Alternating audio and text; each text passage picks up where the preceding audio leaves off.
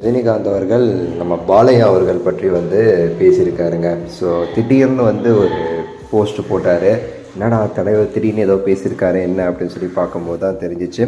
பாலையா அவர்கள் சினிமாவுக்கு 50 வருஷம் ஆகுது. ஸோ அதுக்காக சூப்பர் ஸ்டார் அவர்கள் வாழ்த்து சொல்லி ஒரு போஸ்ட் என்ன சொல்லியிருக்காரு அப்படின்னு சொல்லி பார்த்தீங்கன்னா, எப்படிங்க ஒரு மனுஷன் இப்படி ஒருத்தங்களை வாழ்த்த முடியும்? இவரே ஒரு பெரிய சூப்பர் ஸ்டார். ஆனால் அவர் இன்னொருத்தரை வாழ்த்துறதுக்கு யூஸ் பண்ணுற வார்த்தைகளை பார்த்தோன்னு வச்சுக்கோங்களேன், அதில் இருக்குது அவர் எவ்வளோ பெரிய ஆள் அப்படின்னு சொல்லிட்டு. தலைவர் சொல்கிறாரு பாருங்களேன், ஆக்ஷன் கிங் அப்படின்னு சொல்கிறாரு, கலெக்ஷன் கிங், அப்புறம் டைலாக் டெலிவரி கிங், மூணுலேயே அவர் ராஜான்னு சொல்லிட்டு. My lovely brother Balayya has completed 50 years in cinema industry. 50 வருஷம் ஆச்சு என்னுடைய பிரதர் சினிமா உள்ளக்க இன்னுமே சரி ஸ்ட்ராங்காக இருக்கிறாரு. இது அவருடைய ஒரு கிரேட்டான அச்சீவ்மெண்ட். இதுக்கு என்னுடைய வாழ்த்துக்கள், கங்க்ராச்சுலேஷன் டு ஹிம் அப்படின்னு சொல்லிட்டு. இன்னுமே அவர் நல்லா வாழணும், நல்லா ஆரோக்கியத்தோட நல்ல நிம்மதியாக வாழணும், ஹாப்பியாக அப்படின்னு சொல்லிட்டு நான் கடவுளை வேண்டிக்கிறேன். காட் பிளஸ் அப்படின்னு சொல்லிட்டு சூப்பர் ஸ்டார் அவர்கள் நம்ம பாலையா அவர்களுக்கு வாழ்த்து தெரிவிச்சிருக்காரு.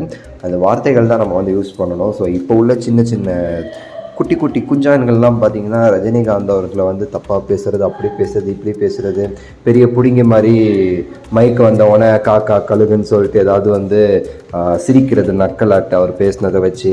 இப்போல்லாம் சில குட்டி குஞ்சான்ஸ்லாம் இருக்கும்போது ஒரு சீனியர் ஆக்டர் இன்னொரு ஆக்டருக்கு எந்த அளவுக்கு ஒரு ரெஸ்பெக்ட் கொடுக்குறாங்க.